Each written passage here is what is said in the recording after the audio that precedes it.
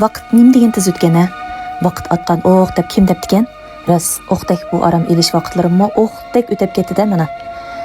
Mana yezi qaytadigan vaqtim to'shib, yeziga yo'l elish oldi turibdiman. Yezdagi xizmat o'rnimga menishdan burun yezidagi hech qulaylik bo'lgan mashq uy ichki kiyimlardan chiqurni ilib, yana bandajlarimni badihi. Mana ko'rganinglardek, hammani aytmadim. Safarga chiqmasdan qizimga qiymay, ko'zlarim yosh yo'qi, tumshuqlarimni ushlaytib mangdim mana ko'rganinglardek. Bu qitimqi aram elish kunlarimni bakmi ma'nilik o'tkazdim deb o'ylayman. Qizimga qonga jamra bo'libdiman. O'zi yaxshi ko'rgan tamoqlarni reti bilan etib berib, nashliqlarni o'zi yaxshi ko'rgan holat qilib berib, burunqidek samarkatsiz uniyman, buniyman deydigan gap yo'q. Uch balamning ko'ngli xushuzli bo'ldi, xo'jalik birinchi deb noyati yiqishliq ona bo'lib, shunda tamoqlarni etib berib, ko'nglim musal xotirjam bo'lib qoldi. Shu balam uchun qilganlarimdan ko'nglimga xo'jalik deb qaytgan bo'ldim do'stlar.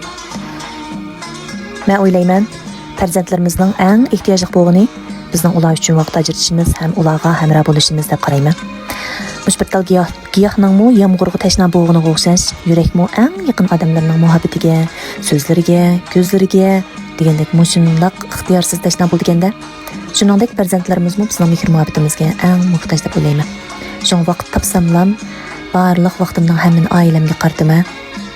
Lekin yaqinqi 2 yil jarayonimda qizimning menga eng ehtiyojli vaqti deganida bo'lolmay, yiroq yerlarda xizmatda bo'lib qolganim shunchalik meni bearam qiladi. Shundoq yuzda azobda etgan bo'laman.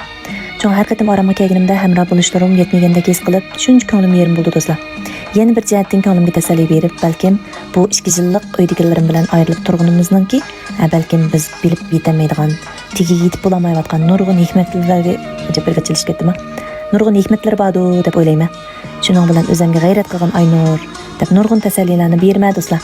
Shunday qilib mushundaq tasallilar bilan bugungi vlogimni hamisha oxirlashtiray do'stlar. Kelar qatimliq vlogimizda ko'rishaylik. Xayr xo'sh.